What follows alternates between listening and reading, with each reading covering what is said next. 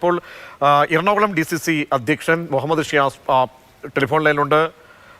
താങ്കൾ എങ്ങനെ ഇപ്പോഴത്തെ ഈ സാഹചര്യത്തെ കാണുന്നുണ്ട്? വലിയ ആശ്വാസം രാഹുലിന് കിട്ടുമ്പോൾ ഇന്ന് അതിനെ വൈകുന്നേരമൊക്കെ തന്നെ രാഹുൽ പുറത്തേക്ക് ഇറങ്ങുമ്പോൾ വലിയ സ്വീകരണവും രാഷ്ട്രീയമായിട്ടുള്ള മെസ്സേജൊക്കെ നൽകാൻ യൂത്ത് കോൺഗ്രസ് കൂടി രംഗത്തുണ്ട്. മറുപടി: ജനവിരുദ്ധ സർക്കാരിനെതിരായിട്ടുള്ള സമരങ്ങൾ യൂത്ത് കോൺഗ്രസ് തുടരും.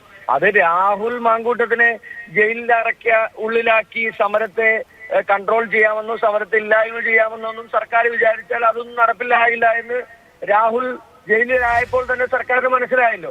എല്ലാ ദിവസങ്ങളിലും സർക്കാരിനെതിരായിട്ടുള്ള ഈ പോരാട്ടം കേരളത്തിലെ ചെറുപ്പക്കാരായിട്ടുള്ള ആളുകൾ തുടർന്നുകൊണ്ടിരിക്കുകയാണ്. ചോദ്യം ചോദിക്കാൻ കഴിവുള്ളവരാണ്. ഒരു രാഹുലിനെ ജയിലിലാക്കിയപ്പോൾ 1000 രാഹുൽമാരാണ് കേരളത്തിൽ മുഴുവൻ ഉണ്ടായത്. അത് ഈ സർക്കാർ മനസ്സിലാക്കിയാൽ നല്ലതാണ്. ഈ സർക്കാരിന്റെ ജനവിരുദ്ധ നയങ്ങളുടെ ഏറ്റവും വലിയ ഉദാഹരണമാണ് രാഹുൽ മാങ്കൂട്ടത്തിനെ പോലെയുള്ള ഒരു യൂത്ത് കോൺഗ്രസിന്റെ ഒരു ദേശീയ പ്രസ്ഥാനത്തിന്റെ ഭാഗമായി പ്രവർത്തിക്കുന്ന ഒരു പാർട്ടിയുടെ യുവജന നേതാവിനെ വീട്ടിൽ പോയി ഭീകരവാദികളെ അറസ്റ്റ് ചെയ്യുന്നത് പോലെ അറസ്റ്റ് ചെയ്തത്. അത് ചരിത്രത്തിൽ ആദ്യമാണ്.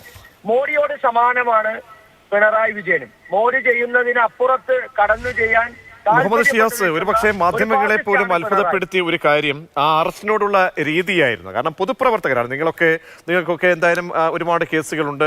സമരങ്ങൾ അക്രമത്തിന്റെ പരിധിയിലേക്ക് പോയി കഴിഞ്ഞാൽ കേസെടുക്കുക ഒക്കെ സ്വാഭാവികമാണ്. അതിനുശേഷം രാഹുലിന് ഒരു പ്രത്യേക പകപോക്കൽ എന്ന നിലയിലേക്ക് പോലീസ് ഈ കേസിൽ പെരുമാറി. അത് സ്പഷ്ടമായിരുന്നില്ലേ? തീർച്ചയായിട്ടും സർക്കാരിന്റെ അസഹിഷ്ണുതയില്ലേ? മുഖ്യമന്ത്രിക്കും മുഖ്യമന്ത്രിയുടെ കുടുംബത്തിനും മകൾക്കുമെതിരായി അല്ലെങ്കിൽ അവർ നടത്തുന്ന അഴിമതിക്കെതിരായി സംസാരിക്കുന്നവരോട് അസഹിഷ്ണുതയോടെയാണ് ഈ സർക്കാർ നോക്കിക്കാണുന്നത്. അതുകൊണ്ടാണല്ലോ രാഹുലിനെ അറസ്റ്റ് ചെയ്യണം എന്ന് തീരുമാനിച്ചത്. കൂടാതെ മുഖ്യമന്ത്രിയുടെ ഓഫീസ് കേന്ദ്രീകരിച്ച് ഉപജാപക സംഘത്തിന്റെ അടിസ്ഥാനത്തിലാണല്ലോ. അവരാണല്ലോ ഇതെല്ലാം തീരുമാനിച്ചത്. എത്ര ദിവസം തിരുവനന്തപുരത്ത് രാഹുൽ ഉണ്ടായിരുന്നു? അപ്പൊ എല്ലാം അറസ്റ്റ് ചെയ്യാമായിരുന്നു. ആ രാഹുലിനെ അറസ്റ്റ് ചെയ്യുന്ന അതിന്റെ തലേ ദിവസങ്ങളിലെല്ലാം രാഹുൽ പൊതുവേദികളിലെല്ലാം ഉണ്ടായിരുന്നു. അപ്പൊ വീട്ടിൽ പോയി അറസ്റ്റ് ചെയ്യണം, വീട് വളഞ്ഞ് അറസ്റ്റ് ചെയ്യണം.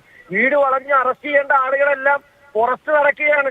അവരെല്ലാവരും ഈ പറയുന്ന SFIയുടെയും DYFIയുടെയും നേതാക്കന്മാർ ഉൾപ്പെടെയുള്ള ആളുകളെ UDFന്റെ ഭരണകാലത്ത് എവിടെയാണ് വീട് വളഞ്ഞ് ഈ DYFIയുടെ സ്റ്റേറ്റ് പ്രസിഡന്റ് SFIയുടെ സംസ്ഥാന സെക്രട്ടറിയൊക്കെ എവിടെ അറസ്റ്റ് ചെയ്തിരിക്കുന്നത്?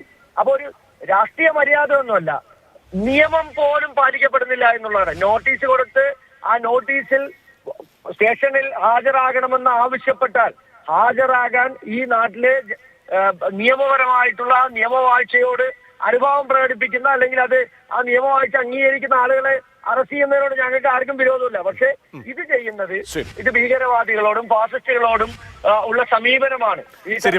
ശ്രീ മുഹമ്മദ് ഷിയാസ് ഈ ഘട്ടത്തിൽ പ്രതികരിച്ചതിന്